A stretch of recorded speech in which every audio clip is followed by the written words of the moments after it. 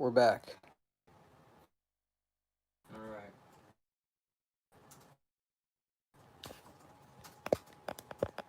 Every time this thing, you guys can come on back and whatever we could talk about it. You could be black, white, Asian, Mexican, whatever. It's about conversations without anger and seeking to understand. Like there was a time I remember where people would talk about things because they would have a discussion that they could both discover something, you know. And I've heard a lot of different narratives and things, and I've learned to see for myself what is true and what's not true, and identify it, the people that have the anger and that are manipulative, because it's just an umbrella, man. It's good and evil, and under each side that umbrella, it just trickles down. And racism, so-called racism, is evil. It's not about it's an angry, hateful person who's going to try to hurt somebody else, calling it racism is just going to divide people and infuriate other black people or whoever it is to hate a particular race. And most people these days are saying that only white people can be racist. When I've experienced and seen other ethnicities be racist to their own community and to white people, absolutely. Like I was the white guy in the room for many years to making music, and now that I'm speaking out on what I see and to be true, people are trying to use it against me and say that I've hung out with black people for clout so that I can have my career and all that stuff. Like they'll say anything that's just manipulative and not true, when it's like me having my own shows, me networking with people and that I resonate with musically and stuff.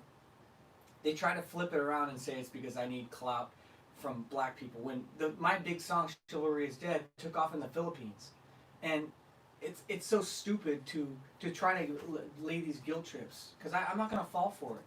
So if you guys want to call in and get it off your chest, talk about whatever, it's 818-308-5559.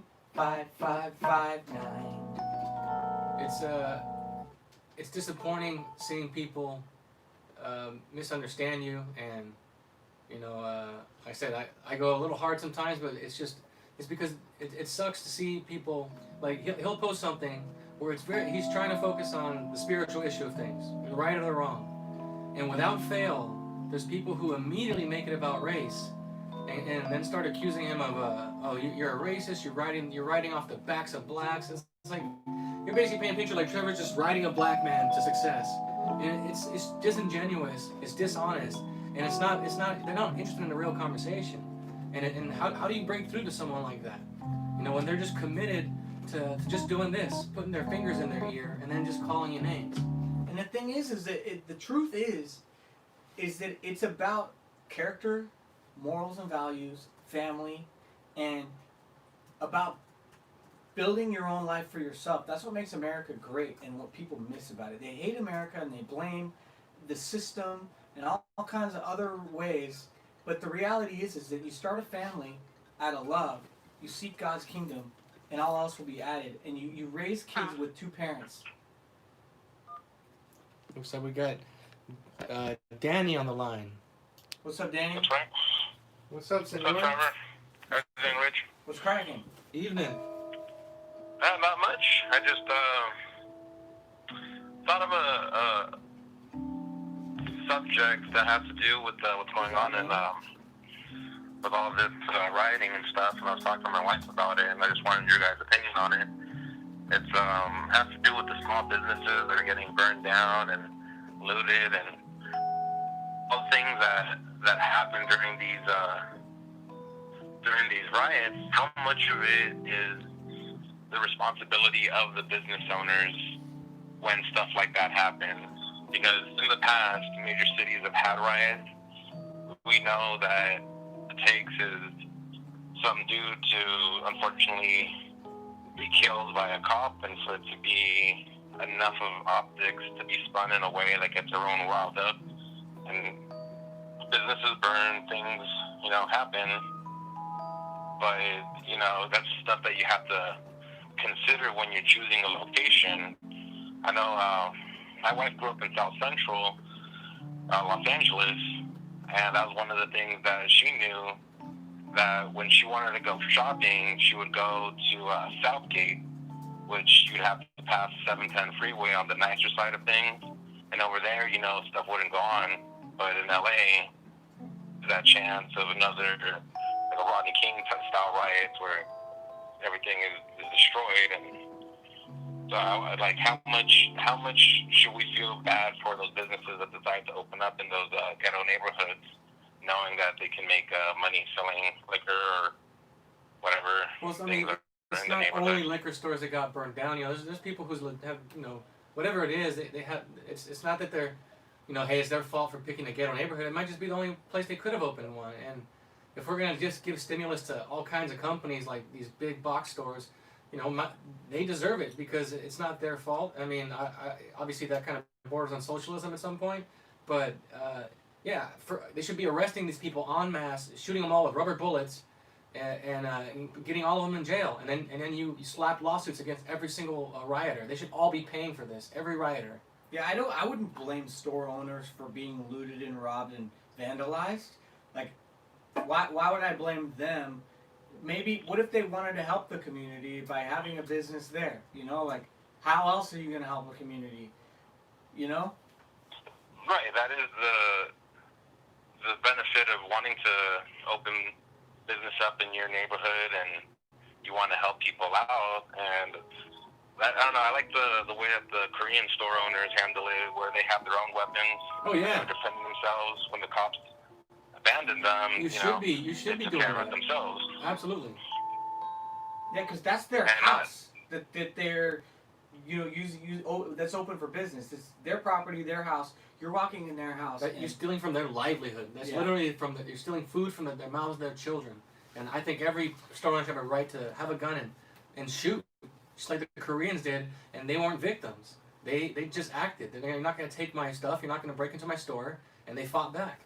Yeah, the logic. There is no logic behind going and killing and vandalizing and being a criminal out there. Two wrongs never make a right, and that's what people are trying to say. Is like, well, if this cop scenario with George Floyd didn't happen, then this all wouldn't have happened, and that's a bullshit way of thinking. Yeah, a lot of people are saying, what do they say? Like when Trevor had made a post, some of the sponsors said that, well, we've been taking a knee long enough, and things of that sort, basically implying that, well, you guys got it coming, so, you know, too bad. Like this, it's one thing to say, hey, you know, there's excessive force, you know, this could have been prevented. Absolutely, his death could have been avoided. But to justify the rioting in any way, shape, or form is just, it's criminal. It's wrong. There's no justification for it.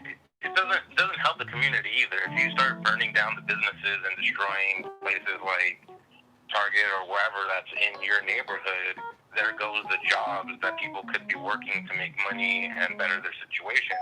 Exactly. You worsen the poverty in that area when that stuff happens, and then everyone has to pay for the property damage too. I know the cities cover a certain amount of damage when things like this happen, and if it gets bad enough, federal funding comes in too.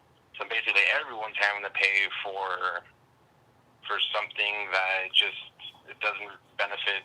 I can't at least understand how it benefits anybody, and the people that do justify it as if there's a potential positive gain from it.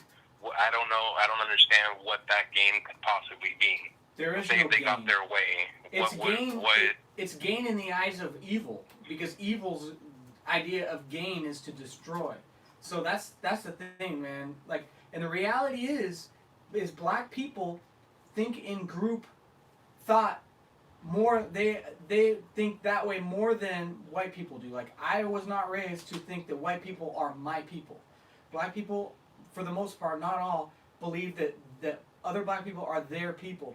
So when I have conversations with other people, it's like they already have this idea that that's just the way it is, that white people are my people. And I have to tell them, like, what do you mean? Like, they're like, well, you need to go tell your people this or that. And I'm like, who are my people? My people are God's children who love what's right. It could be any ethnicity. It's not my people because they're white, you know? And so it's tough to break in on people and really get them to understand that, because when you're raised with a single mother and taught. Now, as a black person, this is the way it is your whole life, and then you grow up. It's like I have an understanding and see that, but it doesn't mean that I have to treat them differently because only a racist would treat people differently based off their skin color. I don't. I treat everybody as an individual and uphold them to the same standard that I would for myself. Right. It's just like the idea of affirmative action, or how Trevor explained that people who think white privilege is real, by default, you also think that being black is a burden. Yeah, the opposite of privilege is a burden. So it's a great way to look at it. It's like, stop feeling sorry for people, because when you feel sorry for somebody, you actually think less of them. I don't feel sorry for anybody, and I don't want anybody to feel sorry for me. And it happens too often with this tribal nature. It's very strong in the black community. They're far more tribalistic, and everything is always we, or ours, or us. And they don't speak for themselves as individuals. If something happens to a white guy, that happened to that white guy. It did not happen to me, and I don't vouch for him, and I'm not him. You know, I can weigh in on my observations, but no one should be doing that, speaking as us, as a group, because you're not all people. I'm not all white people, and a black person is not all black people. Yeah, that's the thing that kind of throws me off the most, is when people speak on the behalf of other people. That's not them.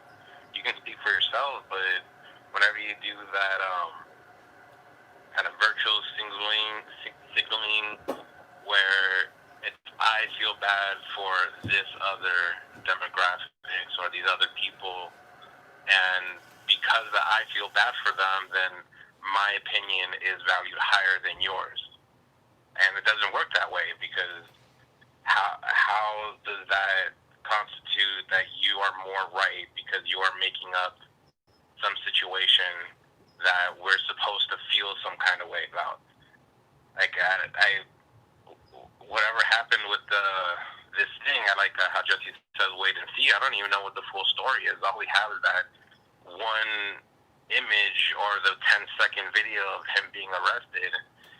I don't know how it got to that point, and the fact that he died, okay, right. Unfortunate, but and now there's amount of damage, the amount of people that are going to die from this, I don't understand how people will say that, oh, it's just property, it's just, it's not people's lives. People are going to die from this. There's no way that a riot of this scale and shootings and fires and all that stuff is not going to equate to more loss of life. Does anybody even consider that? There was a report of a rape already in Minnesota. It was earlier reports, not confirmed yet, but 3 black men assaulting a white girl. You know, it's like that when you unleash that anger in people. You know, and white guys do it all the time. Anyone who has anger can do it. Doesn't matter what color you are. But when you're operating from hate and anger at somebody, you know, these people hate the cops, they hate the law, they hate Americans, they hate whites. You're liable to do anything. It just escalates and escalates. Just like when I made mistakes in life, it came from anger, it came from ego, and one thing leads to another. Yeah, it just keeps escalating. People just, when they do choose a team, when you choose that, oh, I'm on the side of the people that are being oppressed by the police, then you will justify anything they do. There was that guy that got the truck driver during the Rodney King riot that got the cinder block to the head. Yeah. And to this day, people still, when that's brought up, it's just like, oh, well, that's just a victim of circumstance. Well, wasn't that the same way on the other side? Yeah, or they say he was driving he was driving in the wrong neighborhood. He should have known better. See? So that can be done too. Well, that dude that got what's his name? The one that currently died. It happens so frequently, I don't even bother enough to remember. Which one? But in Georgia? Yeah, no, not Georgia, not Aubrey. The one now. Mr. George Floyd in Minnesota. George Floyd, right? People could say, well, he shouldn't have been X or whatever reason that he ended up dying. It's justifying. It happened. If it's not affecting your life directly, then it shouldn't be an issue enough for it to be at this scale. Yeah, and the thing is people are, it's almost as if people are excited that this is happening.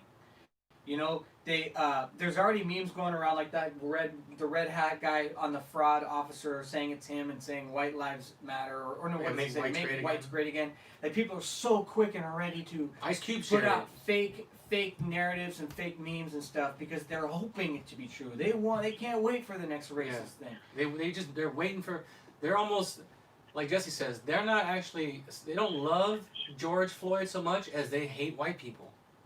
You know, and all the guys rioting. What is it? What's their reason? Are they rioting and looting because they love him?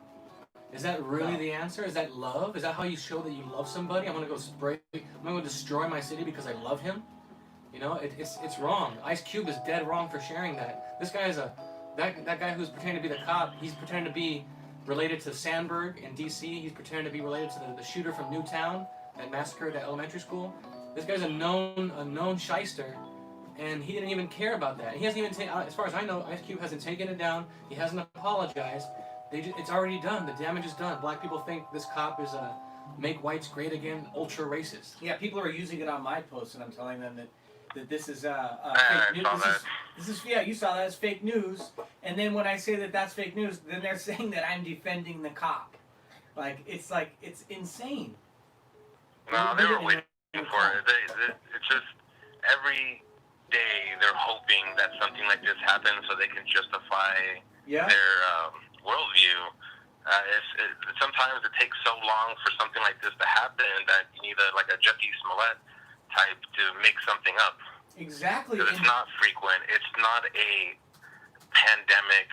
But Isolated incidents, very small. no, for sure, and they're having to coat ride all the instances with the police that are similar. They're not looking at it as case by case where each one is different. They're lumping it all together, bringing Colin Kaepernick and everything in when it's like each situation is completely different, different way it came about and different outcomes and all like maybe there's the same outcome where it was a white cop and a black criminal who died, but they bring it all in like there's no accountability at all, and it's all the white man's fault. It's all anyway. It's just crazy, man. I don't even know how to express it. It's out of hatred for white people is what it is, and there's no accountability for people to say that this guy was a criminal breaking the law and put himself in this situation, and that's not justifying that they should be killed. But there's no accountability on that side to say, he shouldn't have been doing that and teaching kids to not be criminals and to make a great life for themselves and to have a family and have character and do what's right. It's all victimhood. It's always like, oh no, I guess because I'm black, I'm going to be killed by the police. When no, if you're a criminal, then you up your chances of dealing with the police. But if you're not, because there's people that are going to be like, well, have you ever been pulled over in the car just for being black? It's like, I've been pulled over, but how do you know it's because you were black? Like chances are you did something wrong. Maybe your light was out, maybe your seatbelt wasn't on, maybe the turn signal. You don't just get pulled over for being black. Yeah. Like and cops, especially these days, cops, like it's crazy, bro. Yeah. I had one. Go for it. Go for it, Danny. Oh no, I was just gonna give an anecdotal story that my wife's coworker experienced with his big story of racism that he experienced with cops. That when he told me, it blew my mind that he could view it the way that he did. So basically, he was driving around. I think it was Watts at 2-3 o'clock in the morning with his friend. They were drunk, high on cocaine, and they get pulled over. The cop that comes to the side window where the coworker was sitting, in the passenger seat, the cop flashes the flashlight at him and kind of looks at him weird and asks him, "Hey, are you okay? What's going on? What are you guys doing?" And the guy told him, "Oh no, we're just driving home. We were late last night celebrating. We're going back home." And the cops could obviously see that these guys were on something, that they were not well the way that they were driving. And the cops let him go with the warning. Wow. And that's his version of like, yeah, he flashed me with the flashlight and he looked at me weird and, I don't know why he's asking me that question. Obviously, that you guys were messed up, and if the cop was really racist and really out to just get black people, then how are you not in prison right now? Right. He had every justification to arrest you guys on the spot, search your cars, find everything that you had in there. Right. It's the And same. yet somehow he still thinks that was racist. If anything, that cop was cool. A lot of people don't want to take accountability for their lives, and they want to look like victims, so that when they tell a story, they don't have to tell a story about how they overcome a situation, about how I was wrong, I was high, whatever, and I was lucky I got off because I could have been. When I was 21 years old, I got a DUI. I got pulled over, and I didn't want to. I would do anything to get out of it. I'm not gonna break more law, but I had to go to jail. I had to do all the things that I had to do. It was a white cop that arrested me. It's but I've grown from it, and I learned that I was wrong for that. As angry as I could be for having to go through all the things I had to go through with those situations, for the mistakes that I made, I have grown from realizing I was wrong, and people just don't want to see that they're wrong. Yeah, I had a similar story. I got a DUI on my 21st birthday, on the very night I was 21. And back then, obviously, fallen state, operating from anger, worldly, full of emotion, like most people. Doesn't mean that I didn't do good things here and there, what I thought was good. I tutored, I worked, I volunteered. Didn't make a difference. Cop pulls me over, tells me, "Why'd you throw the cigarette out the window?" I wasn't smoking at the time, but he was a way to pull me over. He knew it. He was waiting for cars coming out of the bar, and he pulled me over, tested me. I was over the limit. And I remember thinking for the months after that and that night that I was more upset that he pulled me over and lied to me about the cigarette than upset at myself for driving drunk. And I held on to what I wanted to hold on to that would justify why I felt treated differently, or why I felt picked on by the cops, as opposed to saying, well, you know what, I could have killed somebody, it's my own damn fault I got pulled over, regardless of if it was not the most lawful way to get me over. Hey, he stopped, he got a drunk driver off the road. And I look back now and I'm grateful that nothing else happened, it didn't get any worse, I didn't do it again. And but that's what people do. You hold on to whatever angle you want to look at it, so you can feel like a victim and blame somebody else.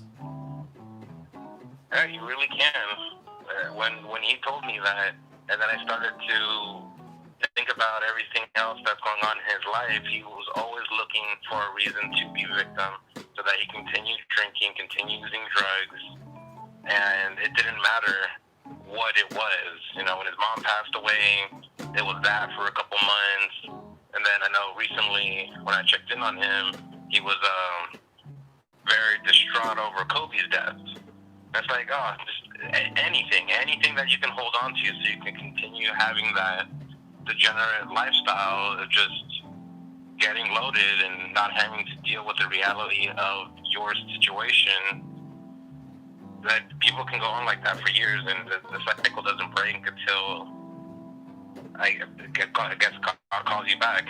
I guess there's that moment in life when you get tired of being tired, you're tired of suffering, and you have that aha moment that it's you, that's nobody else, that it's you. Things get a lot better. Yes, sir. Well, Danny, we got to get running. We got another caller waiting on the line. Thank you for calling in, bro. Yeah, thanks for calling, bro.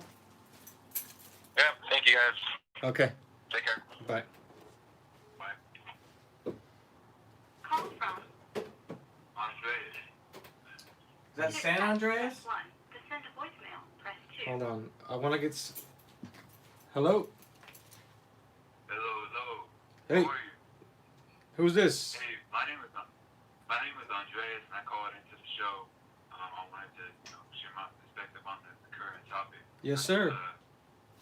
What's cracking, bro? Let me get you set up here, but go ahead, Andreas. Thank you for calling in. And What's on your mind, man? Yeah. So, hey, how you doing? My name is Andreas. I'm from California. And I recently, about a few months ago, got over my anger, went to my mom, forgave them, went to my parents, forgave them for everything and whatnot. And I just know, I just looked on YouTube, looked at, what your current talking about like how black people are looking at cops as just out to get them, and they're using the George Floyd situation as a scapegoat, as a quote unquote prime example. All cops are like inherently racist, but I'll tell you what. Back when I was in college, I wanted the description. It's not like the cops have like a detailed or is. And so just looking back on it now, and I just reflecting on it, my anger and everything like that, it's like it's just a regular occurrence. Any other police interaction that's on the current news cycle. It just happens. You just move on from it. Okay. Yeah, no, dude, and that's awesome. Good for you for going to your mom and actually doing that. Like, there's a lot of people that come to church and hear it, intellectualize it, but then they still haven't really gotten the courage to forgive and confront it.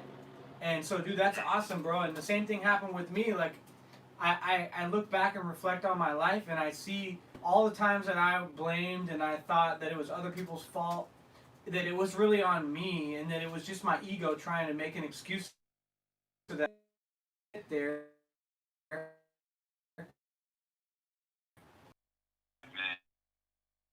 My heart, man, like you know when you see something to be true, it's like when I get anything, whether it's like a new knife or a new software plugin I'm deceived and deceiving others, like I feel this obligation to really speak up, especially because now I realize I don't have that anger and I don't have any hatred towards anyone, so I can really like have that patience to not feel like I'm put out to really speak up for the truth, because before it's like I'd be like, man, I don't want to like even explain to this person, or I would feel this sense of like I'm put out from it. And now it's like I get a sense of energy from being able to really take that time to share that truth patiently, so that people can get, I can't force anybody to see things the way I do, but I can speak the truth. And if they want to take it, take it. If they don't, they don't. And the rest is, because Jesse led me, I'm thankful because he led me to seeing. But had I not, like you, forgave my mom, seeked within to really get to know myself, it wouldn't have, nothing would have happened. It would have just been like, oh, Jesse said it, and now I get to parrot what he says. But I really can see, Yeah. But I appreciate the love, bro. Yeah, absolutely, man. Where in California you at? I'm in Ucaipa. When that incident happened, I was in Colton, California. Okay. Oh, damn. You going to church? What's that? You going to church? Oh, you going yes. to church? Yes, sir. Yeah. You coming down? Oh, man. I'm going to. Oh, yeah. Yeah, come down. We're Bro. about to have a party. Have you been to Jesse's church? Wait, what part? What's up? Have you been to Jesse's church before? Yeah. I've actually been there a few times. Amazing. Hell yeah. Especially lately. Amazing. Well, all right, man. I'm not trying to take up your whole show. No, you're good, bro. Comment. I shot it. So. I appreciate the call, man, and thanks for having that courage, bro, and speaking up, and especially you not being white, because you don't sound white, but it's like it doesn't matter, It's like I'm not speaking up. I'm not as black as the Ace of Clubs, man. And I don't speak up. Black. I'm not saying the truth that I see based off my skin color, like everything Jesse talks about with the family, with the black community and stuff. That was me. I'm white, right? And I understood everything he said to my life, with my family, with my mom and my dad, and my dad, wanted to keep the peace in the family, like, and so I had dysfunction in my family with having my dad around, so I totally understand. Like, imagine you just don't have a dad at all, and you just have your mother, like, that's even worse. That's me. That was me. Yeah, dude. But well, thank God you can see, about bro. a third of my life, man. Well, that's what's up, Yeah. man. Go ahead. Yeah, no, thank God that you can see and you woke up and you caught yourself, because, man, that's what it's all this. There's nothing new under the sun. Everyone's suffering from the same issue. If you're suffering, it's the spirit, and that's all you can do. We come up. We can just hope that God knocks on their door, and then if we live by example and we hold the line, then maybe they can see it. he has love for me. He doesn't hate me for disagreeing. Just like Jesse, he's not gonna give in to you because you disagree with him, but he doesn't hate me, buddy. Yeah. Well, maybe we'll see you on Sunday, bro, if you roll. Yeah, sure. If the Lord willing, man. And the creek Lord don't willing. rise. I'll talk to y'all soon. Okay. Oh, man. Amazing. Take it easy. Bye. See, I love that, man. All right, San Joaquin, you're up. Oh, no way. Yeah, he wants to call. He's in the chat, and he's trying to call. Hold on. I need San Joaquin to call in. Sorry, Kansas City. I'm waiting for Mr. San Joaquin. My calls though, man, they're just so awesome, bro. I think this is him. Because it's rare. It's more Record rare. the police. Yeah. To accept, press 1. To send a Is this voicemail, press 2. United States? United States. What's up, boys? Is this What's up? San Joaquin, what's cracking, bro? You get paid by tax dollars? Do you get paid by tax Do you dollars? get paid by tax dollars? Hell yeah, dude. How's it going, bro? What are you thinking about all this crazy stuff going on?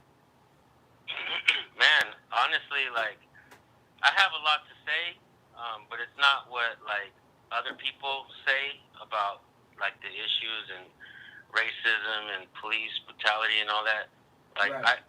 I go out and record police, and my daily life is basically watching police videos. Yeah, talking to you people, you see the tyrants.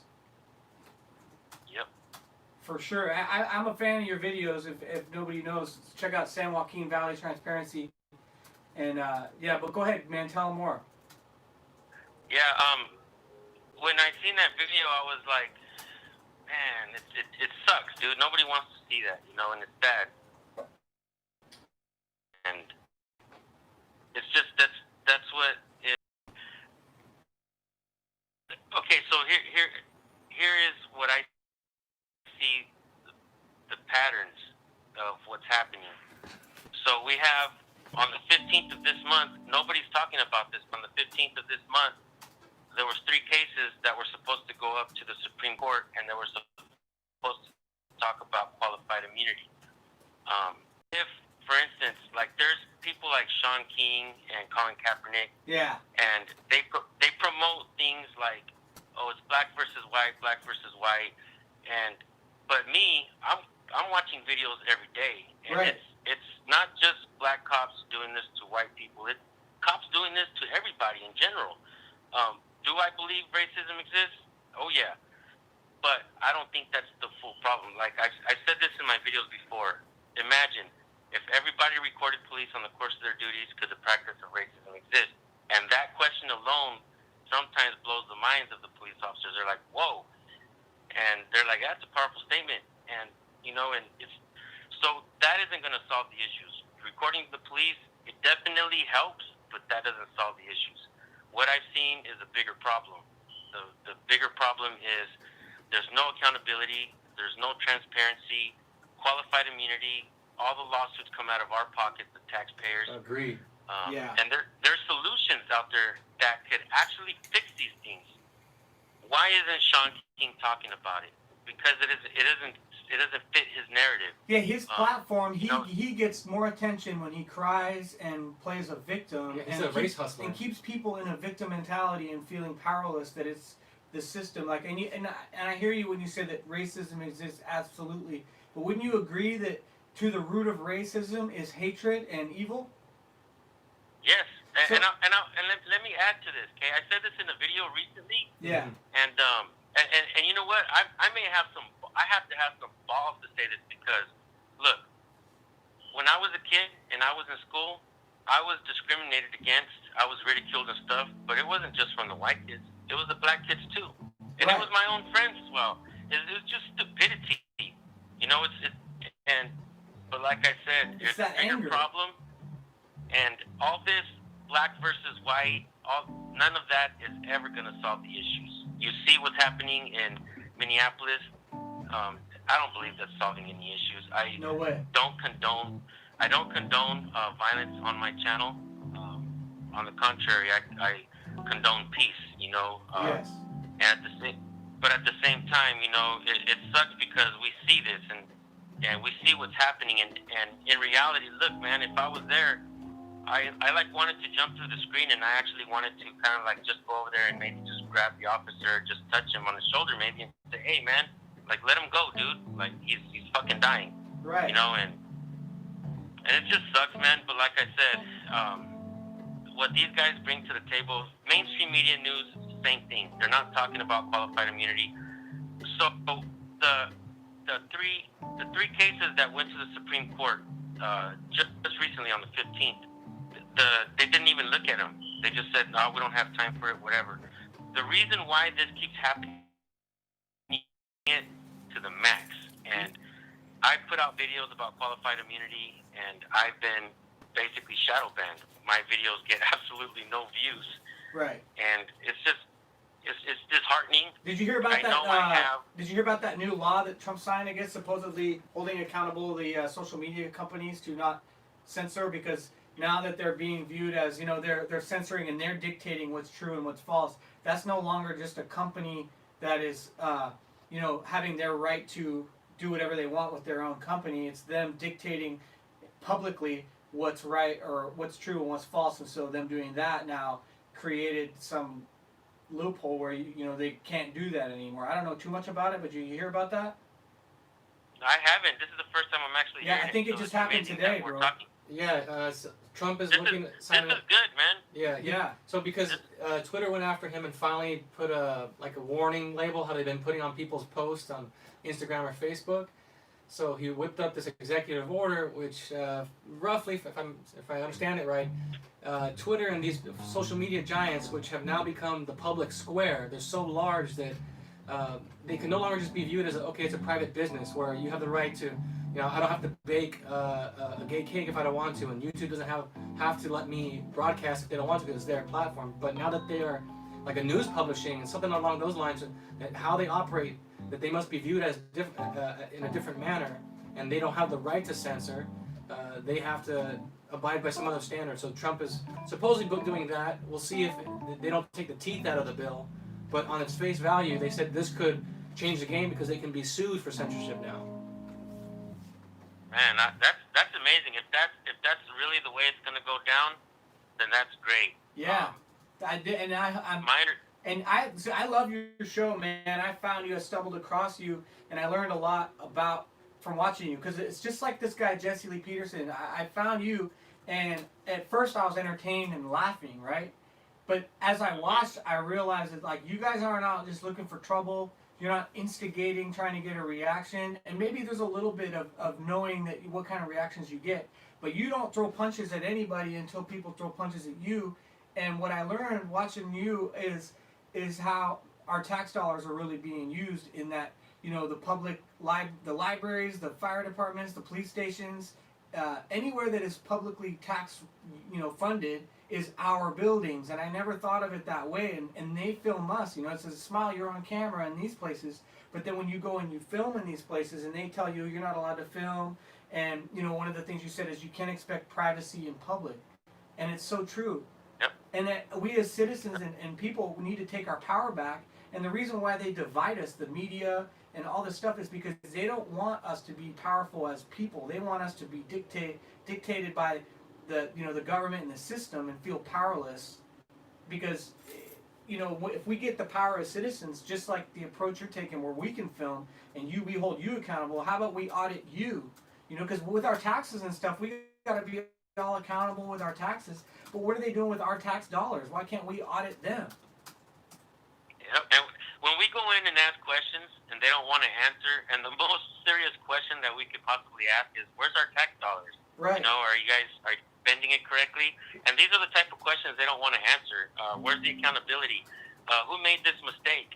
They don't want to answer. They don't care if let's say, for instance, the DMV sends a letter to the wrong address. You don't get your tags or your insurance or whatever, and then you get your car impounded. You got to pay for all of that. The DMV is not going to pay for it. You still have to pay for it, even though they're the ones that made the mistake. Right. And it's over and over again. Like, I believe every individual should be recording every interaction or transaction, because every government installation is a business. If we don't understand that, we don't understand how it works. And so, when we go in and ask questions and we don't have a camera in our hand, then they can easily say we're disrupting business Absolutely. or we're causing a disturbance, and then Right. they go in there and they arrest us. And it's When your we word have our against camera- theirs. Your word against theirs, and there's no Right. way. Of course, the system is going to be the one that wins. You can't fight against that unless you Yep. have the proof.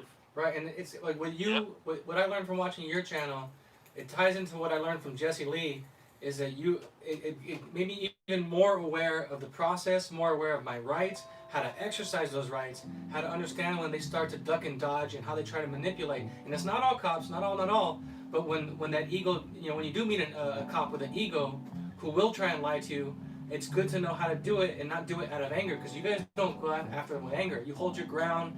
You can be witty and snap back with comments, but it's kind of like that same energy that Jesse has. It's just being aware and not letting them pull you into their logic, their lack of logic. And the race issue, right? People think they get distracted by racism when the cops prey on people that are afraid and don't know their rights, and they bait citizens. They ask them stuff, like they try to have authority when they don't have authority over you unless you've committed a crime, right?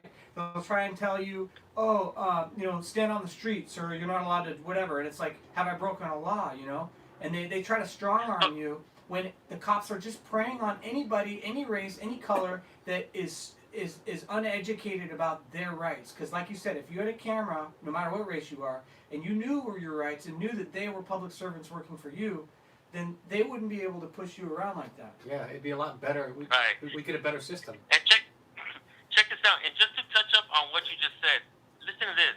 So there was 2 reports on George Floyd's incident. One of the reports said that he matched the description of a person who committed a fraudulent check or did something with a fraudulent check.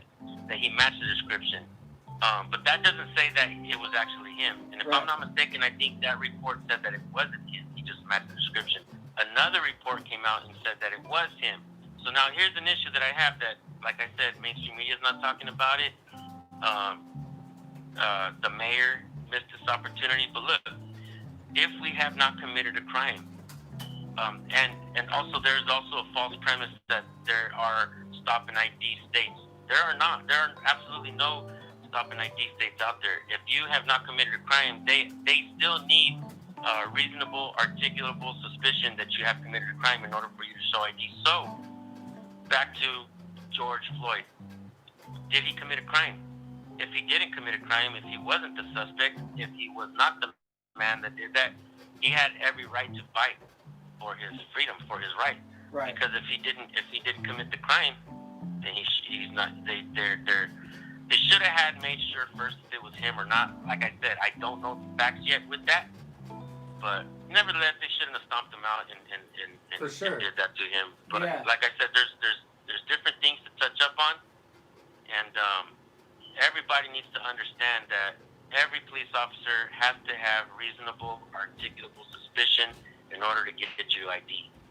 Yeah, That's very important. Well, I appreciate what you do, man, and you've, I'm sure, contributed to inspiring me, like with some other people, to be able to have, use my voice and say the things that I see as true. And like Jesse, he helped me be able to be unafraid, because now that I know myself, I know what I'm not, and I know who I am, and I know that I don't have hatred or anger. So that allows me to be able to talk about uncomfortable, topics and situations, and it reveals to me who does, because people get triggered and angry, and that they say, because I'm white, I can't talk about black issues, because I see it as like universal. It's like you have a family, and you get married, and you have children, and there's a right way to raise kids, and in the black community, 78% of kids are born out of wedlock, raised by their mothers. They don't have a father, so they want to they're seeking this camaraderie and family, so they go out and join a gang. And then they're fed that, they're in a hopeless system of white, systemic racism. And, not all black people think this way. And the friends that I have who do have a mother and a father, and we're raised in a house of love, that, they see where I come from and understand me and agree with me. And so it's not like just because you're black you have to think a certain way. There's no color on thoughts, or, it's just universal law, man. It's like there's a real order to life and having a decent life, and we can't be entitled thinking that the world owes us anything. Like, that's what makes America great, is that we have an opportunity to make our lives and do whatever we want. And if we look through that lens where we expect something, like people are looking for racism, you know, then you lose. Yeah, the way you go about it, you and people like Jesse do it the honorable way. There's a way to do it. Like, we disagree on something, fine, but there's an honorable way to do it. You know, looting and rioting is not honorable. That gets us nowhere. And what the media is trying to push, and all these race hustlers like Sean King, they push a dishonorable way of handling these problems. And you know, maybe I don't agree with everything on the left, or I don't agree that racism is real, because I just see it as the evil. The root of it is evil. But like, let's at least do it honorably, and let's work on this together. Yeah. That's how you fight back.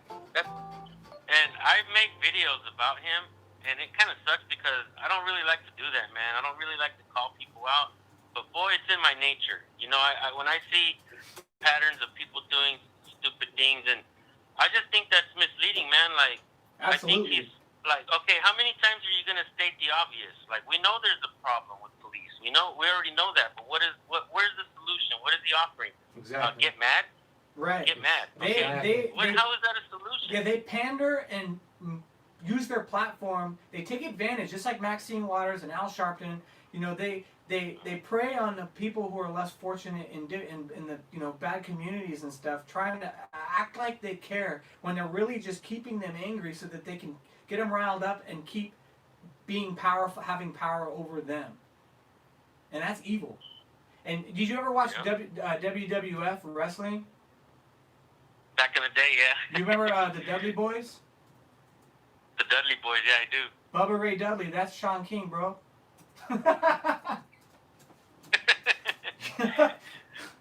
Anyways, yeah, dude. If I know you're in LA or near LA, dude, one of these days, bro, you should come by and come be on this little the stream that we do, and we could talk more, man. Yeah, it'd be good to have you, man. I'd love to. Oh, brother, I would love just let everybody know again. How can they find you on all the different platforms so they can see your content? So I had a bigger channel. I was at 160,000 subscribers. My channel got taken down due to false copyright strikes. But because of this shutdown, people at YouTube aren't working right now. So they've all gone home, and my counter notifications, they weren't able to manually review them. So my channel got taken down. Dang. So I created a backup channel. My backup channel is called San Joaquin News Network. It's growing fast. You know, one of the reasons why I grew fast, because I knew that my voice is just one voice. In order to make a difference and to get the word out, and because I don't know if you guys know this yet, but you guys can look at the analytics. You guys can see who's watching your videos. If it's females, what age range group is watching your channel. And when I look at my analytics, I realize that the youth, they're not watching me. The 18 to 25-year-olds, they're not watching me. The guys that watch me are the guys that are 35 to 45 years old, 50 years old. The older guys that are already understanding the problems and the issues, not the confused kids that are out there popping mollies and twerking and going out at night, and just those kids, they're not interested in their rights. Right. That is the sad part. And with that, bro, like, I know I was given a gift of music, and I understand pop culture, and I want to use my gift to really help people wake up, younger people. So if there's any way, like, if you ever need any music, because if you got copyright things, like I create original content, and if you ever need music, or if there's a way that we can do something creative that is a good idea to get the young people, you know, because it's almost like you got to trick people and you got to come on their level to get them to see, and then once they can see, then you pull them in and you hit them with the truth, you know. Mhm. So yeah. Yes, sir. And I would love to collab with you, man. I would love to work with you and just maybe even go sit down and hang out with you guys, man. Yeah, no, anytime, bro. We got to get more of a schedule of knowing, you know, all right, this time, this day, we're going to be here for sure. But usually it's like if we're free at night or whatever, we'll come and do this at 7:30. So anytime, bro, you're going to come in LA, just hit me up. I think you got my number. And if we could do an audit together, I'd be down. Yeah, I'd be down to audit too. I'll sing to him. Oh, heck yeah. Yeah, Trevor can do the backup vocals. if you guys do an audit, oh man, I would be able to send like hundreds, maybe if not. When I help people and I help their channels, sometimes I get them over 1,000 subscribers overnight.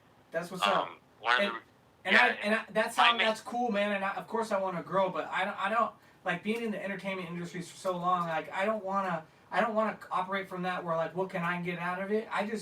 I want to meet people no, like you. I know. Yeah, you know, I'm just saying it to say it that it's like as long as we can help open up people's eyes and really get this country to people love their country and they don't hate it and they're not, you know, misled by this media and everything like that. And we just got to work together, man. It's not about money or views, but I think that people want to have the truth. So if we can collapse and do stuff together, I'm down. Heck yeah, that sounds cool. I have a real quick before I let you guys go. Yes, sir. I speak to a lot of people. I speak to a lot of activists. I have inspired a lot of people from Big Nick, South Florida Accountability, who has over 100,000 subscribers now. A lot of channels. My goal is to make people's voices louder, so that when we speak, our voice trembles from sea to shining sea, and people hear it and understand what we're talking about. Yes, sir. How can we make a change without rioting? How can we fix policing in America? I helped a guy a while back from, his name is Mark Bacon. He's from the LA area, and he lives in the apartment complex where the movie Training Day was filmed. Oh yeah. And he I helped him out with some things, and he used to tell me, man, come down to my hood, bro. We're gonna barbecue. You a hero here. And I'm like, bro, I'm just another dude, man. My Dude job playing was a to dude. get empowered. I'm just a regular average Joe, man. For sure. And That's what's up, man. one of the things, reason I bring up Mark Bacon is he said something. He says, policing was a good idea, but it was a failed experiment. He says, we need to get back to the basics when it comes to policing. Go after the murderers, robbers, rapists, and let them do that type of work, the hero work. All this, you know, picking up what the mafia left off on extortion, and, you know, it's what have we become? Police will be at a traffic stop, you know, giving them a ticket for speeding, and then a call comes in because there's a bank robber. The cop, he'll finish up his ticket, writing the speeding ticket. You know, they're too busy. There's too many cops, and they get bored. And Yep. you know, we're operating under a false premise that more police will keep us safer when the numbers actually show that it's not true. Yeah, no, a more knowledgeable citizens will keep us safer. If people knew what you do and are aware of the rights that they have, and they can assert them the way you can assert them, that would solve pretty much everything. Because no one can get the best of anybody. It would take away what the cops are so used to, the bad ones, that they're so used to people just kind of giving in and believing them, and everyone would just be like just up front, like, all right. I feel like hearing your voice. I feel like I'm watching San Joaquin Valley Conspiracy. Yeah, miss. Hey, you still got. All right, guys. All right. Get back in your car. Take that mustache and get back in your car. I'm gonna go kick rocks now. Later, man. Peace out. Bye. How about you get that mustache and get back in your car? How about you take that mustache? But it's so funny, dude. Yeah, check out his channel. Trevor got me into him, and it really does wonders. Like when you know how to articulate your rights, and if you have Jesse's. Call. Oh wow. It's on Make fire. sure it's not a troll. I think it's Marty White. Marty White Band. What's up, Marty? Yeah, I'm not a troll, man. I was actually calling because I want to tell Trevor that that song "In This World" is awesome. Thank you, bro.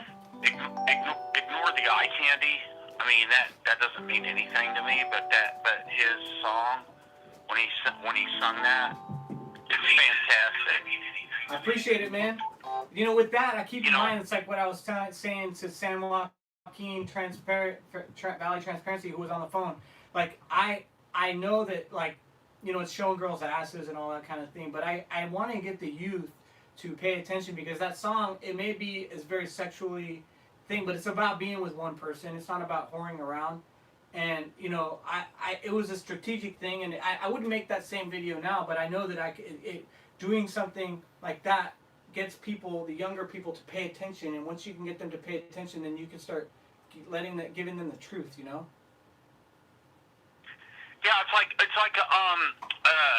Tyson James. He's got a song called Wings, and it's an amazing song, just like that one. But he, you know, like I said, he don't put the butts in there and everything. But I mean, I thought that was really impressive, and I appreciate, you know, what you're doing. Appreciate it, bro. I was gonna ask, okay, so if you want to put a video up on the web, where do you go to put a video up on the web? Because I'm being banned from all the main ones, you know, like Facebook, YouTube, and so I tried Vimeo, I think it's called, and some other ones. Do you have any good ideas on that? On what outlets? I'm not exactly sure. There's got to be ways, you know, anywhere you can upload, you know. Yeah. How come you're banned from all these platforms? I think it's because I'm too good at singing, and so they're like pissed off. I'm just joking about that, but I think that it's basically like I'm covering songs, You know, it's and they probably don't like copyright the covers. strikes. You probably got I see your buddy laughing. That's funny, man. Yeah, you gotta watch out for the copyright strikes because, I mean, you can't get around that. So just be careful what you're uploading so that you can have a voice. For now, 'cause I mean, Yeah, hopefully not even with karaoke. Karaoke is not, you get busted on that too. Yeah. Well, the positive side is it's forcing us to have to be really creative and make our own original stuff. But I understand the frustration of it because sometimes you want to use. It used to be that you could do cover songs and upload it, and people would already know the song, so they would find you and stuff like that. But I would just start making my own original stuff any way I can. You know, find a producer or someone that can make beats with you or whatever that, and then just upload original stuff. Find the silver lining, which is, you know, you get to be creative now and do your own stuff. Yeah, like I would say like 90. I'm gonna say 80% of what I'm doing now is you know, it's my own stuff. But occasionally I'll be like, man, I want to do a cover of this, and you know, I might do a cover of one of your songs, but not the one with the big butts, but I might do a cover of one of your songs. Yeah, that's what's up, man. I'll probably get nailed for that one too. But the other thing, KFC coleslaw. You have to try it because it's really good. But, and then you also, for all the listeners and people that are watching right now, they need to check out the Roach from Apocalypse Now. Have you ever seen that?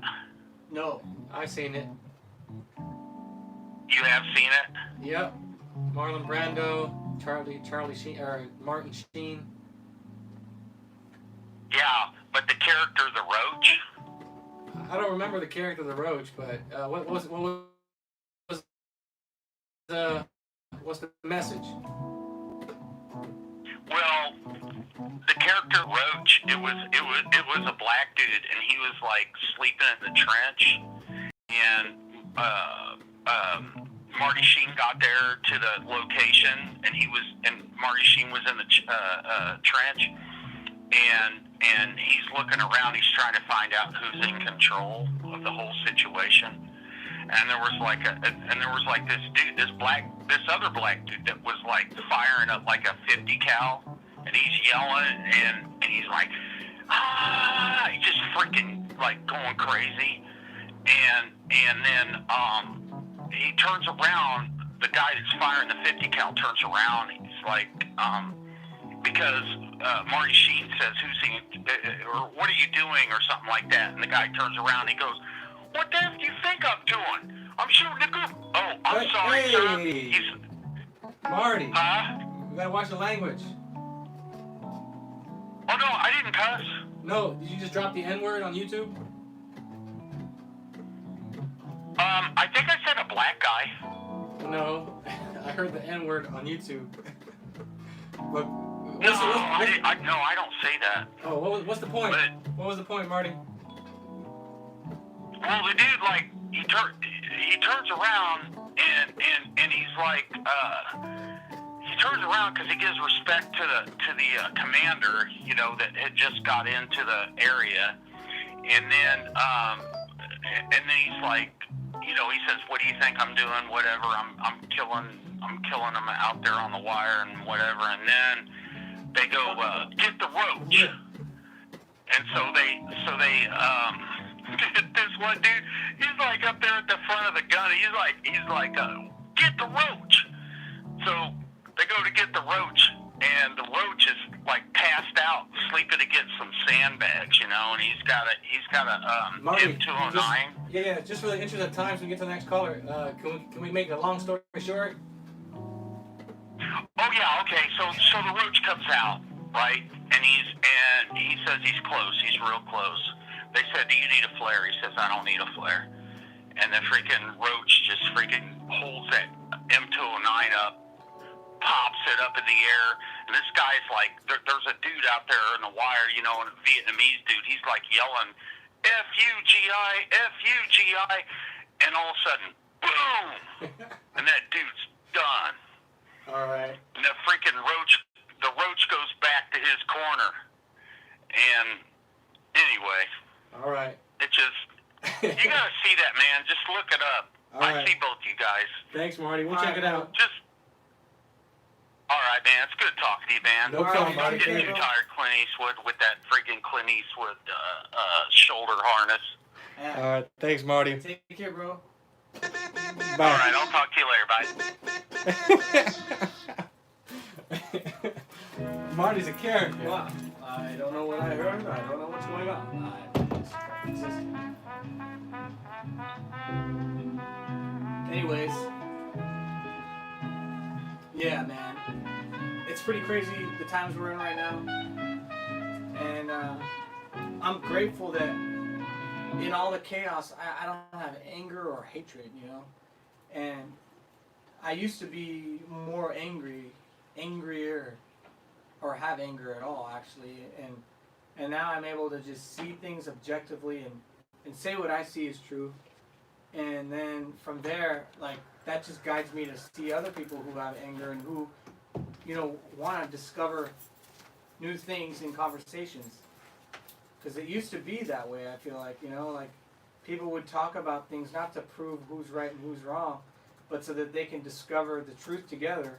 And so that's what I aim to do with people, and you know, the real ones that really understand where I come from, and they're not trying to find a way to make me out to be a racist white guy, you know, because I love black people, I honestly do, and I love all people, and I just see the truth, and you know, there's a lot of factors to look at for the reasons things are the way they are, and it's not all just because of white people, you know, it's just like anybody else, like my life, you know, in the music industry, right? Like, I've been around a lot of black people. I'm not blaming anything on them. I've been screwed over in contracts, screwed over in many situations by black people. I've never once thought, oh, they did that because they're black.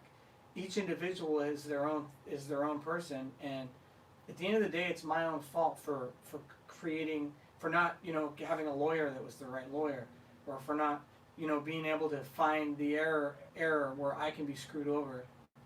And I'll never be that way. I'm never going to just, you know, look at somebody and hate them. But people need to also realize that stereotypes don't come from anywhere. You know, they don't come from nothing. And if you dress like you're a street dude who, you know, like, who belongs in jail, like, cops are going to mess with you more.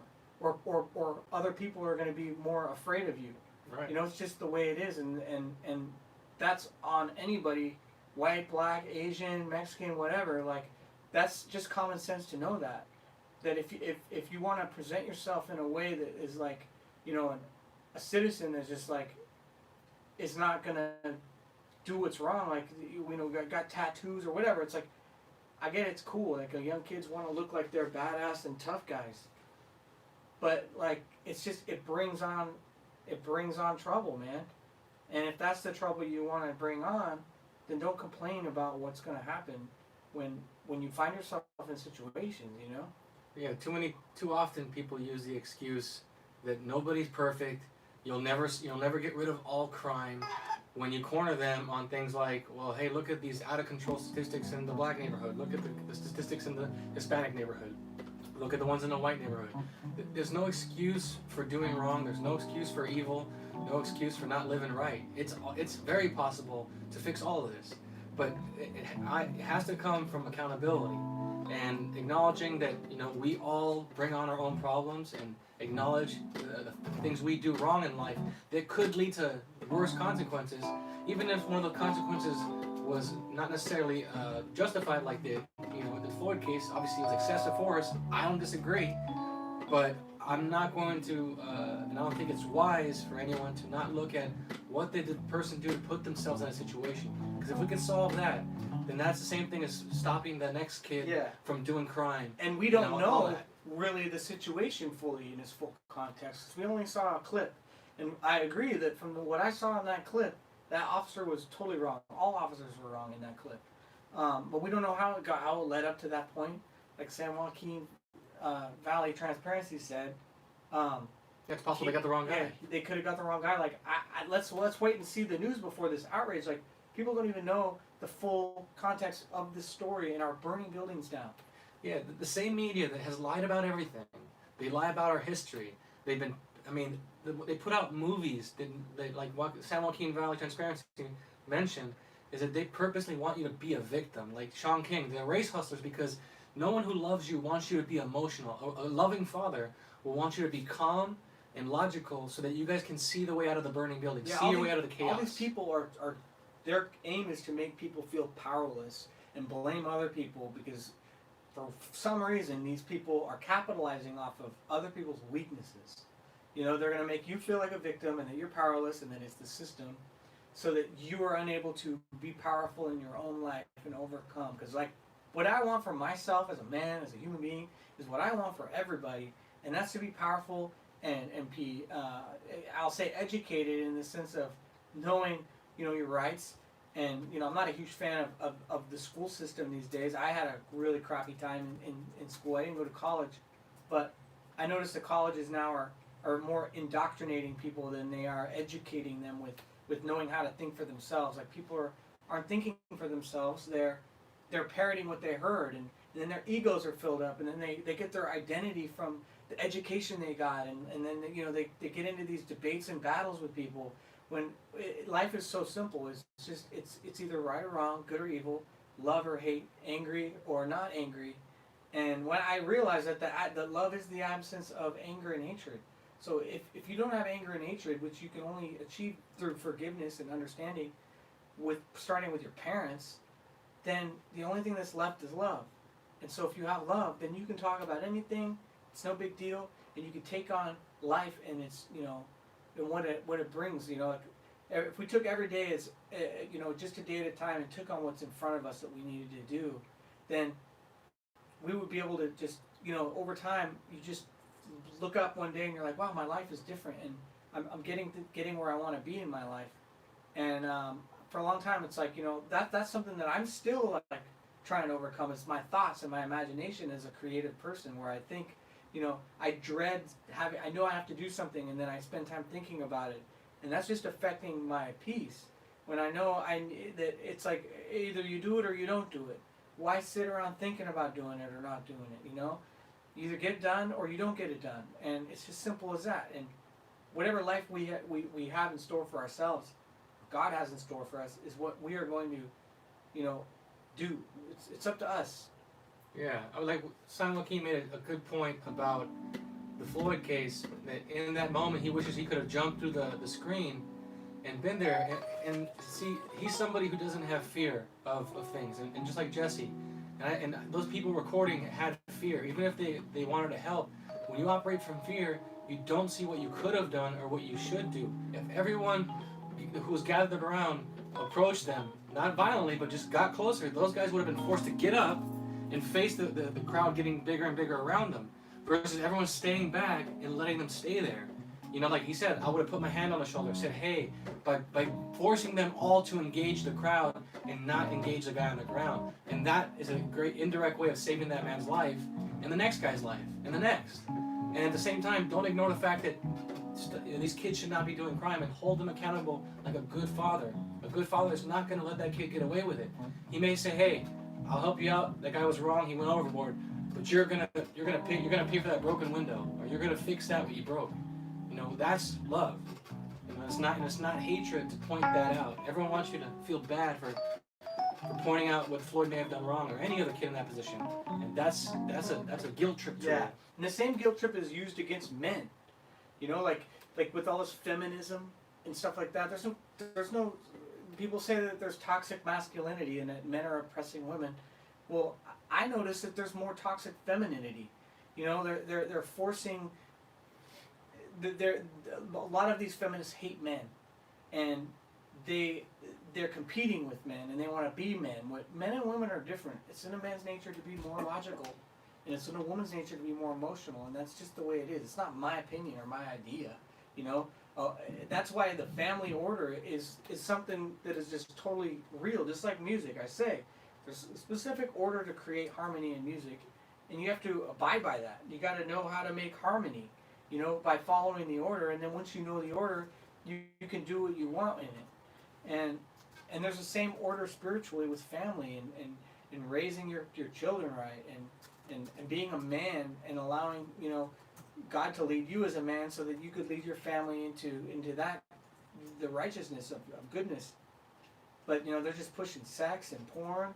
And they're making women feel as though their power is in sex, and you know, all these girls on Instagram shaking their ass or whatever, and make it's just all ego stuff, you know, and then men, you know, they get seduced by it because they want sex, and then the women control the men, and deep down these women, they want to find a man that loves what's right and can help hold them accountable, you know, but they're just getting off in the meantime from the control, you know, they're able to control these weak men.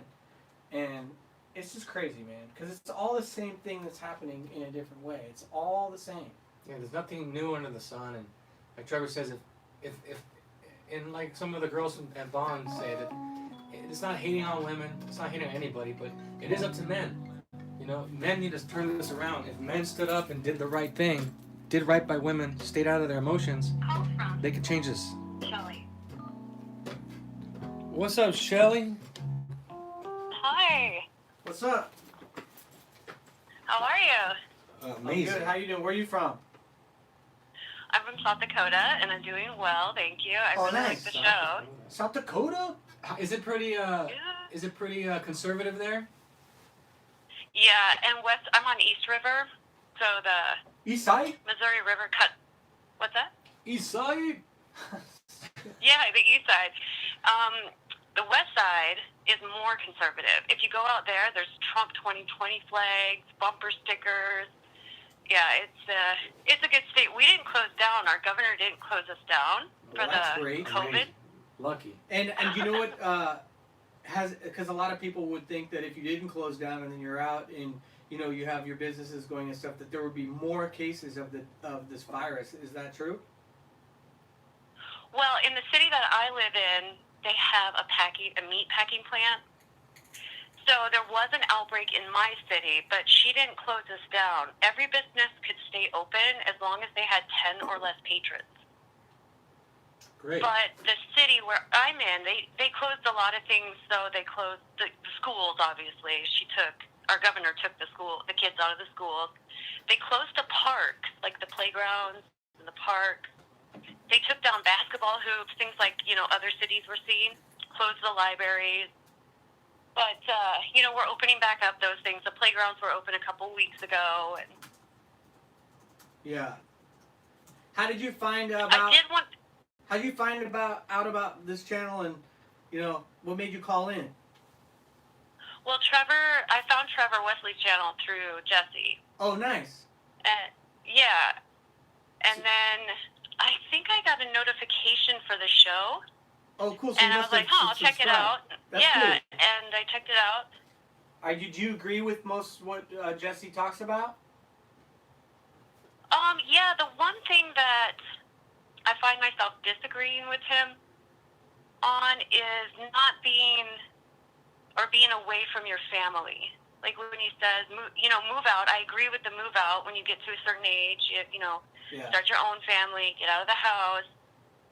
But like, I'm around my parents. My parents live in the same city, and I don't want to not have contact with them and go Right. over for Christmas. And like I was over there today visiting Yeah. with my mom, and the kids were there, and we're running around having a good time. But so that's one thing. Yeah, no, Now, I you know what I think. I they're think that what he means about that is that if your family is toxic and they totally don't accept you to be who you are and realize things for yourself and impose it's like once you're an adult and a lot of parents they want to be your parent forever and they want to like people it's that hatred and anger and sometimes you got to get away so that you can grow as a human being and start your own family and have your own life. And then, because I agree, like, I don't want to give up on my family. I want to have my family around. But also, I had to take a break and step back so that I can see clearly and not get seduced into that emotional, thing. Yeah, I think his advice applies to the fact that the majority of the world is asleep, is in a fallen state, whether they call themselves Christians or not. Most of them are still operating from anger and emotion. And so it is good advice for the majority of people because they need to get away so that they can see how to really love them and make sure that they're not losing their identity and that they actually regain that identity from their parents because most of us become just like them. We don't see how that process happens. So it helps to do that. And like Trevor says, once you know how to love them, then you can be as close as you want to them and it will never affect you again. It never imposes on you. Yeah, and there are times with my mom, she'll buy things for my children, and I'm like, Mom, we've discussed them earning certain things and earning their own money. So please, next time, just check with us, right? Yeah, no, and I've had that same experience with my mom and with other people in general of like I'm very suspect of getting free stuff from anybody because it's been used against me, where they'll give you something and they'll be like, oh, I just want to help you, and then later down the road they put it in my face and be like, after all I've done for you, and it's like I didn't ask for you to do any of these things, and it becomes manipulative and like yeah, it's just, money can control, yes. Yeah, especially with your kids, like I can imagine, especially if she's doing it behind your back, Mm-hmm. she's trying to buy the love of your kids when it's like, there's a time and a right place for it, and I don't know you or your family or whatever, or the dynamic of it, but I know I've seen that in different families and in my family too, where, they don't know how to, be honest with themselves and give real love and accept you to be who you are, so they have to buy your, and when they buy you and stuff. I know where. Sorry, Yeah, go ahead. I know where my mom's coming from. Yeah. She wants him to, like my oldest son, he's in baseball. He needs some new equipment. And we said, we will go half with you. And, if there's a bat that you want, let's check it out. So we're not spending too much, but we're willing to pay for half. And he was like, well, I'll just go, Grandma will pay. Like, Yeah, no, that's not how this works. So I did say something to my mom when I was with her today. I was like, look, he's trying to, he needs some new equipment. Do not just go out and buy it. We have a plan set up. That's kind of what she respected that. Yeah, that's what's So important. I do know that. Sorry, yeah, that's what Jesse's getting at. That I mean, I'm not a parent, but I don't think you need to be one once you wake up to know the right way. But what he wants to make sure is that we preserve that child, because any bit of weakness brought into that kid's upbringing opens the door for the ego and Satan to take over. And so when she disobeys your order, that how you want to raise your child, and she's not listening, that's chipping away at the order you're trying to maintain. But it also subconsciously turns your kid against you because, well, they're like, they're confused because they're like, well, Grandma's gonna buy me stuff. Why aren't you buying me stuff? Right. And then it becomes competitive. Yeah, she loves me, not you. Yeah, and it turns into the materials being the love versus the earn your, because we're willing to pay half. Yeah. He has a job. We just want you to go out but you'll take better care of it, you'll take, it'll mean more to you if you put some effort into getting it as well. Yeah. And my mom was receptive to, I have forgiven her, like Yeah. Jesse, talked about forgiveness. I do believe forgiveness is key. Yeah, for sure, and it's key for yourself, so that you're not operating Mhm. from an angry, like a delusional place. And I was like that, now that I'm free, I don't carry anything into every day's a new day, and I'm not, when I deal with people, I'm not holding anything against them, Yeah. I do want to talk about the question that you posed with, do you want to know if you're right? Oh yeah, is it better to know to see when you're right or see when you're wrong? Right. I thought that it could go both ways. Like, it's good to see both, but I also thought that it's good to see right. And I like your example of the car, but I had an example of a garden. I do a lot of gardening, and when I find out what I'm doing right, whether it's sunlight, dirt, watering, I want to continue that. Like, Yeah. okay, I know that that's right. That's the right thing to do. That's a good placement. Whatever it may be. But I also want to know, when I learn that I'm doing something wrong, I avoid that. Like, okay, that didn't work. I overwatered. I just drowned the seeds. Now they're moldy. So Yeah. I don't want to do that again next time. So I thought it could go both ways. Yeah, and I like these questions, asking questions like this, because it really just gets people to think. Like Jesse has questions, and it's like, Yeah, his biblical. it just gets you to think about it, and I like that you thought about it and you related to the garden thing, because I get the gardens thing, because if you do wrong, your plants are dead. So if you want to find you out, gotta wait till next year. yeah, if you want to find out what's wrong, then it's too late. Your plants are dead. But if you find out what's right, you're able to see how they're growing and continue doing it. So I like that. And yeah, do it next year and get more crop from your gardens. Yeah. So I thought that was a good question. And then thinking about it and hearing other people, Yeah. I did, make a better connection with the car example, because I don't want to go in and find out everything I'm doing right. I mean, it's helpful. Like, okay, I'm doing some things right, but if I never know what I'm doing wrong, how am I supposed to get the car to continue for 10 more years? Exactly. If you had to choose one way to operate, basically, the question's posing an or, either or. That's where I think, for me, everyone has their own answer, but I'd rather know what I'm doing wrong, because, like Trevor says, if I know what I'm doing wrong, well, by default, I will see what's right, because I'll know what not to do. Yeah, good. Yeah, if I had to choose one or the other, it would be to see what I'm doing wrong. And, being a woman and emotional, that can be difficult to take. My husband's pointed out a few times when, just a few times? Dealing. A few times. We'll go with a few times, a couple times, just this week. Just like every day. Well, at dinner time, he goes to, how is Mom? Well, Mom got upset when we were climbing up the slide. She said it was dangerous. Well, so he has pointed out a few times, especially with the children. Well, that's awesome. I'm glad to hear that you got a family. And it's like I know one day I'd love to have a family, but I'm not gonna expect I will, because I don't know. I just want to live my life and figure out what's the right thing to do in my life, and I know that those doors will open up if they will or they won't. And so, but I do admire people that have families and do that. So good for you. Well, Jesse says one thing. Don't go looking for the person. Let it be added. I don't want to force it. My grandma would say that to me. Because when I was in college in my 20s, I'm like, oh, I just wish I could find somebody. And Grandma's like, don't go looking for them. You'll never find the right one if you do that. Right, so when he says that, it's a good reminder. It goes back to what Jesse said. The phrase of let His will be done, not ours. We don't know any better. We're not God. We might be made in His image, but it's always about let His will be done. Let Him do what He's going to do for us. Exactly. Well, guys, I'll let you go so that we can get some more calls in. I like the caller. I had a quick question, Shelly, because I'm looking at buying some land up north. I was thinking Idaho, maybe western Wyoming.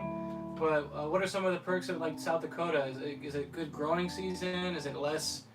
Are the winters less crazy? Can you sell me on South The winters Dakota? are. Well, I will tell you, West River, if you do look in South Dakota, and it is a red state, like I said, she didn't lock us down. And it was our governor's a woman, if you can believe that. I was shocked. Is she a lesbian? So, no, I mean, I couldn't believe it. And, West River, West so the River. Black Hills area, Okay. it's where you would want to look.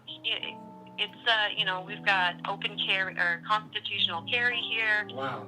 Wyoming is another good, strong red state. Yeah, Kanye moved there. Yeah, Kanye's there, right? Yeah, I bet the locals love him. They're like, what you do? Yeah, great. Now we're gonna have all these people from out of state coming in, and you know how the locals can be. But there's not. If you like to hunt, if you like to fish, skiing, snowmobiling, those are the kind of activities that are here. So what LA offers you is not what you're gonna find. The reason I want to go is I want to move off grid, and I want to homestead. I want to do it simply. I don't know, like it's always appealed to me as a kid, and I realized after meeting Jesse, like when I woke up to it, when I think about that I don't have any doubts. So I know it's what it's not what I'm just getting pushed that way. So I want to take a trip soon, and I want to kind of canvas the area and see where I can do a good homestead with some privacy, but still close to folks in an area that it's not going to swing left anytime soon. Yeah, and you have to think about the job too, right? So, like with Trevor's job, and there are places that promote music, but your income is definitely going to be different than LA. But also, I think you guys are paying, for a 1-bedroom apartment rent, what we pay for a mortgage for a 4-bedroom house. Yeah, it's We insane talked about that, Trevor, before, and I'm like, what? That's crazy. We're living in a house with a backyard, a 2-car garage, and what are you paying? Right, and I really make most of my money online on streaming my music and stuff like that. So I don't LA. It's really an illusion. LA kind of has you feeling like right around the corner is some crazy opportunity, but I know as I realize that it's all on me and I can't blame or it's up to me that I have power in myself to be able to create and give it to the world online. I can be anywhere in the world online. So it makes more sense to me to be somewhere that I have more freedoms and less regulations, where there's more like-minded people, and I'm not around industry people so much that want to, use you as stepping stone or have those selfish, motives all the time. And so I'm from here, and so it's my home, so it's hard to leave. But at the same time, I know that once I do and I find the right place, it'll be nice to have a change, and I want to be able to be free, and that's what I care about. Yeah, you guys are locked down there, and then the traffic, and because we lived in Dallas for a little bit. Now I said to my husband, we gotta go. I can't do this anymore. Texas is a great state. The traffic is just terrible, crime, and I said we gotta go home. We gotta get back to home. His home is Montana. My home is South Dakota. So no, I think you guys are in the right spot. I wanted Texas was on top of my list at first. But the last couple months, I have a buddy in Boise, and it just seems like it's just more what I want. It's the remoteness, and if I'm gonna be stuck anywhere, I think I'd rather be stuck where there's snow and cold than sweating my balls off in Texas. Yes, the white Christmases are beautiful. I think that trip that you guys kind of talked about taking in the RV or something like that. I think that would be a great idea.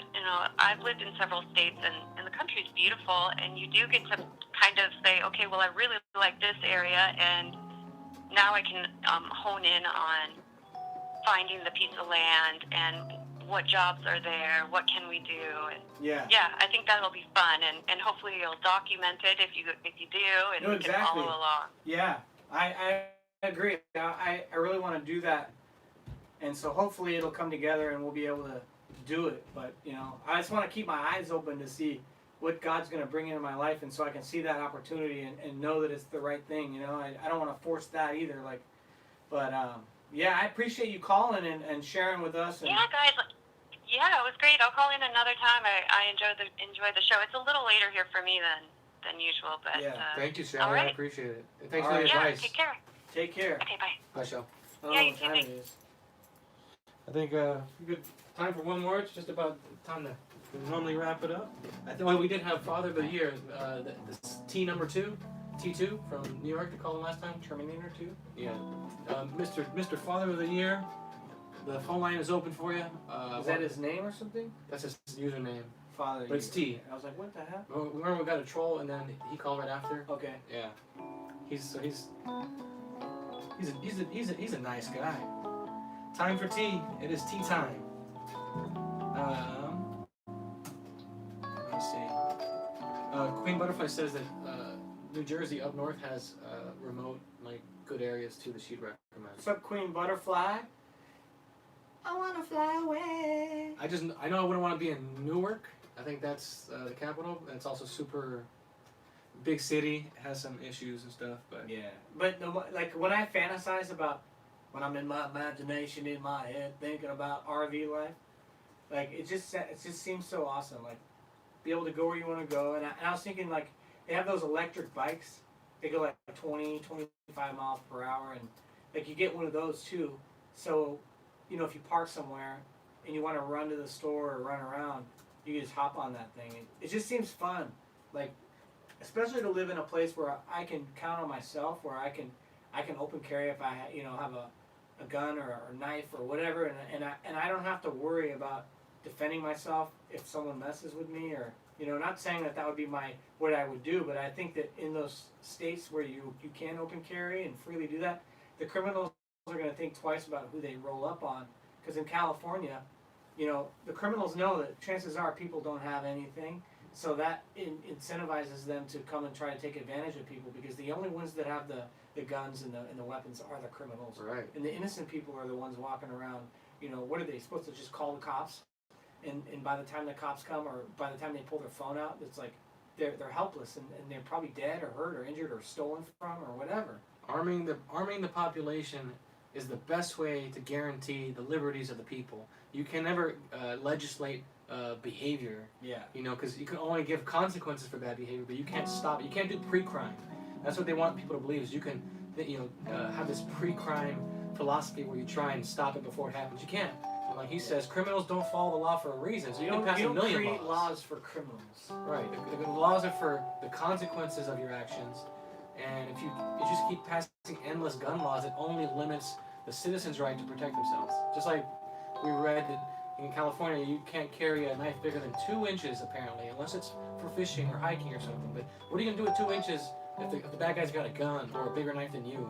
It's crazy. That's why in red states, in open carry states, they have statistically lower crime because more citizens can stop it. And there's plenty of amazing stories out there where the citizens end up stopping a criminal before he gets away with it. And it doesn't always end in violence. The guy gives up because he's surrounded. Trevor is so right on this one, says T. Anyone from North Carolina? I don't know, Gracie. Is that is that the T Warrior? No, it's T2 we're waiting for. Oh, right. Gracie's looking around the U.S. too. What's up, Gracie? What's up, Gracie? Yeah. I heard Carolina's nice. I like the South. I'd like to see it. I want to see the Ozarks. I've been to Georgia. I thought it was beautiful out there. It's definitely humid Country. and hot, but the old school Victorian homes, and they have this awesome lake. I forget what it was called, but my an old friend of mine got married out there, and we spent like almost a week there, and had jet skis on the lake. It was amazing. So the thought of like living out like that just seems so much fun, because life should be about not it's like. Of course, you always think about what you don't have, right? And it's like if you grow up in the snow, you hate the snow, and you get tired of it. And if you grow up in California, I love the snow because I don't see it that much. So I understand that, but the idea of having that your work is, I can make music and work from home, and really get work done around my home, where my work is building my house and my property and maintaining, having a garden or vegetables and having a family and that kind of work. It just seems so much more appealing than just running around in LA and dealing with fake people that don't really have love to give, and they don't really understand what real love is. That you can't take criticism. It's like being a white dude, right? And in the industry I'm in, like there's a lot, like the most talented people that I meet, like not all, but there's a lot of talented black people that are great at music and stuff like that.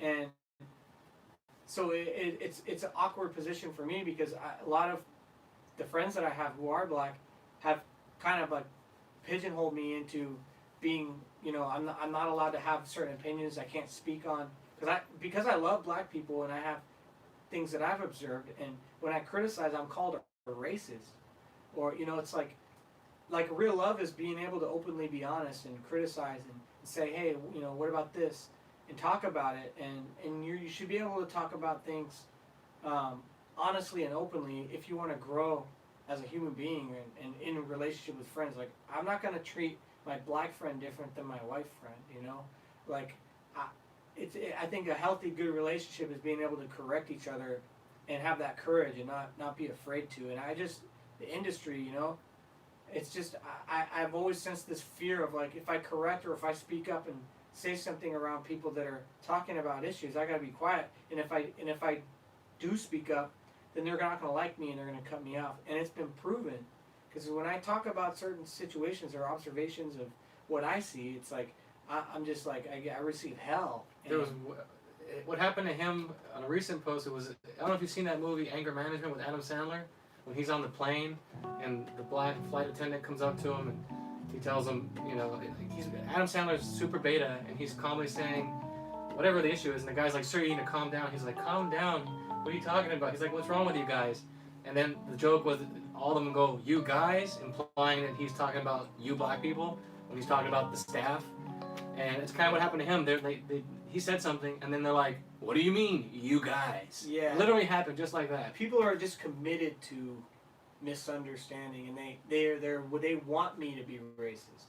They want me, to paint me as this or that, and it's just, those aren't real love, people with real love, and people that have known me for years, or you think they know you, but they really don't, because they question your heart. And anyone who questions your heart when it hasn't been revealed, it's like, I've always been good to people in the community, been nice to people, I've supported other people at their shows, and I've given love, man. And so it's just not right, for people to just turn on you, and it's based on race, and it's just not the way I roll. I'm not gonna treat people different based on their race, and society's trying to make you treat races differently, and they say that you have to feel sorry for people, you have to acknowledge your white privilege, and that it's a privilege to be white. Like, it's like, it's just crazy. But anyways, I don't think we're gonna be getting any more calls, so Let me see. I think see if the girls want to say anything before we call it. Shelly sent a super chat in, by the way. well, thank you, Shelly. And so did Andreas. I appreciate it. From Alhambra. That's nice. actually Alhambra's not far. that's Arabic. That came from when the Moors conquered or invaded Spain. So when you see words that have al, like Al Jazeera, Like Ali, Alhambra. Allahu Akbar. yeah, so it's Alhambra. So it comes from that. Just like with Spanish, you say el carro, El and all that. That comes from Arabic. That's what's up. So let's see, ladies, what shall it be? We'll give you about a minute. It's all good. We come back tomorrow. I don't want to force you guys to call, but I think this was cool. Thanks, Janitra. It's a good show. Janitria, I appreciate the love. Yeah. And just know it's all love, Yep. It's always all love. Don't gotta agree on everything. And of course, like, I know I feel like I have to say things multiple times so people can really understand. Is that it's like me bringing up other issues is not saying that this cop who in this George Floyd thing isn't right. It's not. That officer, from what I've seen and what I've gathered, was absolutely a piece of crap cop. It's just there's other things that people need to look at and stop pointing the finger and blaming it all on one thing. and these riots and these, you know, criminals and things that are happening right now, it's no excuse for that. So hopefully I make sense to you, and if not, call in next time and we can talk about it. And don't forget to check out San Joaquin News Network. It's a new channel. He's a First Amendment auditor. He shows you how to assert your rights with cops who abuse their authority and try to manipulate you with the law. And he does it in a way like Jesse, where it's not out of anger, it's just asserting it. That way you know exactly what your rights are, and it's actually really helpful. Oh, here we go. Marty, if this is Marty, Oh, we we gotta go, Marty.